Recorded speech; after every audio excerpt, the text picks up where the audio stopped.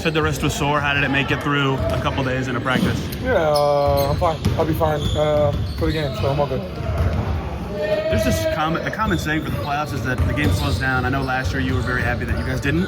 Why do you feel like you guys have been able to buck that, or do you feel like that saying is even true at all?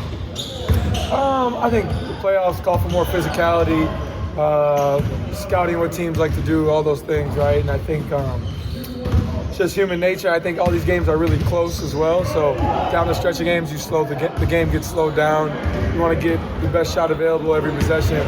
So I think it's true to a sense, but I think that our identity is how fast we play. I think we talk about playing with controlled chaos. I think at the same time, we're not only fast in transition and in the full court, our half court offense is fast as well. There's a lot of movement, flying around, blur screens, pin downs, all that stuff. So, I feel like it's maybe overblown a little bit, but I understand where it comes from.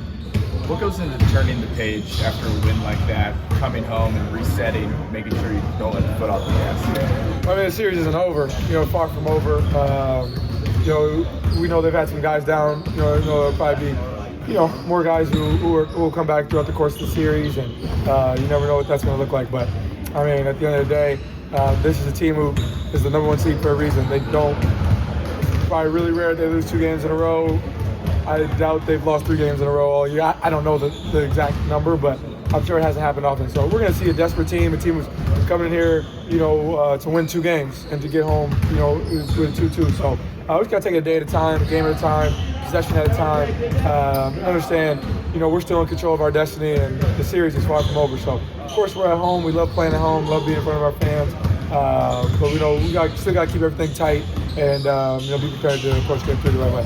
I know you mentioned that the series is far from over, but you go on the road and you worked hard to get those 2 wins. How important is it for you guys to get in tomorrow night and take advantage of this opportunity to get these 2 games and try to put this thing away this week? Yeah, for sure. I mean, obviously that's to go there and win 2 is a really big deal, especially just because of who they are, what their home court looks like. What playoffs look like, to go take 2 at home, on their home floor is a big deal, but still think we just got to approach it the right way, man. Like, you want to take advantage of the opportunity that's in front of us, but at the same time, you understand that, they're going to play desperate, they're going to play to win, and honestly, we should be desperate too. We should be just as desperate to protect home court, take care of home court the right way, because, I mean, mathematically, if we take care of home court, we win the series. So, it's really important for us to just approach it the right way. I felt like game 2, we were a little loose to start the game. And we got to nip that in the bud to be ready to go game 3. We talked a lot about just the wear-down effect that you guys have in the create about Chicago. What depth has to do with that? What makes your bench fit the style of play that wears on people? And what makes this, like I say, a good playoff bench that you can go 11 deep with you guys? Yeah, I mean, I think that our roster is just constructed for everybody to play the same way. We don't change the way we play when a guy is out. If I'm out, if P's out, if Myles is out, we play the same exact way. Adding TB in the middle of the year, we got 2 5s who can space the floor and make shots. And then everybody likes to run. We got a lot of guys who can play in transition, play well in transition. So I think kudos to our front office and our coach staff for the roster construction in the first place. But I also think we got a lot of guys who feel like they got a chip on their shoulder and have a lot to prove. You can go down the line with every single person, but we got a lot of hungry guys. Only one guy here is Thomas too, but 2 guys have won a championship. So the rest of us.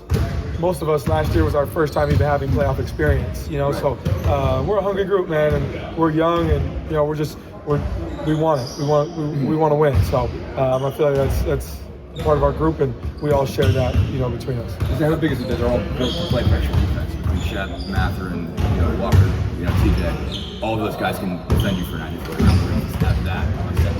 Yeah, I think it's really important. Honestly, I think TJ is kind of the head of the snake there. He's. You've heard the old jokes, but I think especially for that bench unit, he's like the big bro. You know what I'm saying? Like everybody just kind of follows his lead. Ben Mathurin, Walk, Shep, all those guys got here when TJ was here, and they see what he does, and he's grown a hell of a career by being a guy who's going to pick up 94 feet and do all the little things. And so I think those guys see that and they want to do the same thing. It's contagious. You know, when you see a guy diving on the floor, playing hard, you want to, do the same thing. Same thing goes for like AA in our first group. You see that guy flying around everywhere. It's like, okay, I got to match that level of intensity because you see a guy putting it all out there for you. You want to do the same for him. So, I think TJ is kind of the head of the snake there with that group, and everybody follows that lead. Your heroics have been unreal through this postseason. Reaction on social media, the city's behind you. What's that done for you? I mean, what's it been like for you to just see the support you get from Patriots fans, social media just being behind you and this team here, this run? Yeah, it's cool to see. I'm not on social media a ton during the playoffs. I delete the app, re-download the app to post, delete it again. I try not to look at stuff as much as I can, understanding all the notoriety and that stuff comes with winning and comes with success. And individually, I've been able to have some success this playoffs, but it's because of the team success that we're having at the end of the day. So, I know a lot of the conversation has come around my shot last game, but I talked about it in the media after the game, the shots and the plays that we made down the stretch were unbelievable. Everything had to go right for us to do that. AA with the Michael Jordan tip-in dunk out of nowhere, drew a big offensive foul. Myles with a big tip out there. We had a lot of different guys chip in and make plays for that to happen. So it doesn't happen with those guys. And again, I think something about our team that has been talked about is we're not a team with one guy who's just going to do everything every game. We preach depth all the time. We got a lot of different guys who contribute and a big part of what we do. So I think that's what I enjoy so much about this group. It can be anybody's night, any given night. Do you feel it though? Obviously you feel it when you walk around town, going into the games, just these crowds. Yeah. During the playoffs, I try not to go places too much. But when I'm driving on the road or something, I've had a couple people roll the window down to, say what's up and show love. Basketball is just, it's special here, and people love it here in Indiana. I think everybody can rally behind our group. You're seeing that not only in Indiana, but I think around the country, people are seeing what we're doing. And I think sometimes you see when a group is having a success the way we are, and doing it, playing the game the right way, people enjoy that, and want to show love to that. So that's special to see. But at the end of the day, the expectations we have as a group hasn't changed since the start of the year. We're trying to win a championship, and that's been the goal the whole time. So we're going to continue to chase that. Did you hear from anybody cool or special after Shot Tuesday? Yeah, a couple different people text me. Like who? Timberlake texts me, Floyd texts me. Me and Steph texted a little bit. I've been able to grow some cool relationships. So yeah, I've had some pretty cool texts. But there was a cool video of my dog running around the house after the shot. So that's the one. That was the coolest one. Yeah. Speaking of Steph, what's it been like to see Buddy? What he's done, but also Buddy being Buddy for the world. We FaceTimed after the game too, after his game as well. It's really special to see him doing what he's doing. Especially because that's like family to me, and it's so cool to see him taking this bigger role. And now with Steph out, he's going to be expected to do even more, and he's doing it on both ends. I was joking with Coach after Game 1 to see what Buddy was doing out there on defense, and he said to me, "Who would have thought that Tyrese and Buddy would make big defensive plays on the same day?"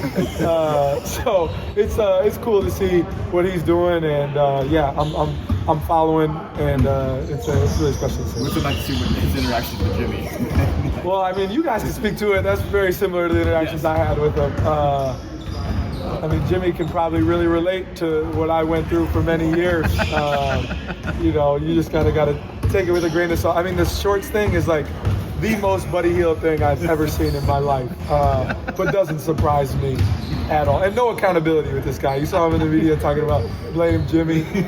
It's unbelievable. He's probably too busy drinking Red Bull before the game to even understand what he was doing. So it's cool to see. It's funny to see. I've watched all those because it's very. I feel Jimmy very much so. Yeah. Myles, obviously the moment of Tuesday was awesome, but you guys were down 20 multiple times throughout that game. Now that you guys have had time to look at it, what do you feel like you guys need to do better heading into Game 3? Well, I think it was to be expected. Everybody gets a shot. When you lose a game in the playoff series, the next game, typically, your first quarter, you get out to, better starts. It's a good morale boost. I think we did a good job of weathering the storm and working our way back in. If there's anything we can do better, it's just, stand under pressure. breaking the pressure a little bit, especially full court. And then defensively, you got to find a way to get better in the class. The offensive rebounds for however many points they had definitely hurt.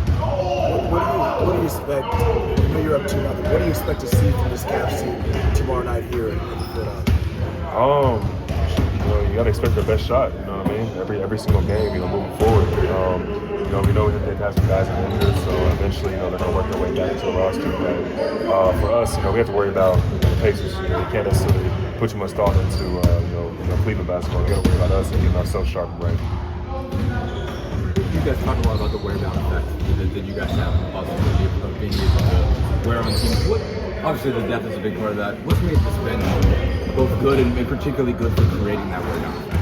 They're mentally and physically conditioned. You know what I mean? We spend a lot of time, especially off-season training camp, preparing ourselves for moments like such. And it's tough on them mentally. You never know when your numbers will be called, but when it is, you expect to go out there and pick up full court or do your job defensively and be in the right spots offensively. So I think we just have elite role clarity. What's been impressive, particularly about Jarris and Ben, when they don't really know the rules. Obviously, Mathurin and Toppin and TJ know they're going to play, and even Thomas to some extent. They don't know when they're getting minutes. I mean, what's impressive about how those guys have handled those situations? Not knowing that they are going to be part of this shit. Yeah, they're sharp, man.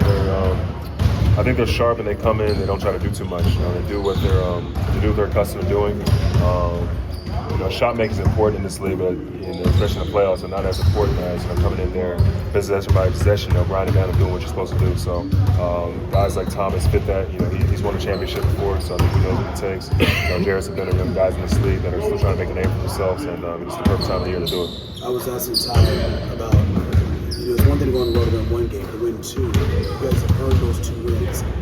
Doing that, how important is it for you guys to take advantage of this opportunity here at home where you put yourself in a good spot to get the most of the season? We have to, it's special that we took care of business on the road, but, I've been in this position before where we went down 0-2 last year against the Knicks and came back and won 7. So, you can't get too high, can't get too low. We expect I think we already know what to expect, from our home fans, excited for a moment like such. And, we're going to use that positive momentum, positive energy to, turn it into, a W. Myles, the common thought of the playoffs is that teams slow down. You guys have not any of the last 2 years. What do you think that is about you guys that makes it so while other teams do have to deal with that, you don't? Well, again, just our depth is huge. To be able to play 10 to 12 guys in a playoff series is really unheard of. But we have the roster to do so. And again, I think it just goes back to our training. You know what I mean? Just elite role clarity. Guys know exactly what they're supposed to do. And when it comes down to the fold, at times, like myself, I'm going to play the entire fourth quarter, or play a lot in the second half. So just resting when you can rest, and then putting yourself in the game when you be. As far as the conditioning aspect, just the fact that you guys are pressed all year, how much is that? Do you guys feel stronger and better shape because you've been asked to do that as long as you guys have? You've gotten used to this style of play. Yeah, well, I appreciate our grind because it's not like we had to earn everything this year. I'm not saying the other team hasn't, but it's different when you play 48 minutes. When you're blowing teams out all game, and you get to sit some of the third and some of the fourth.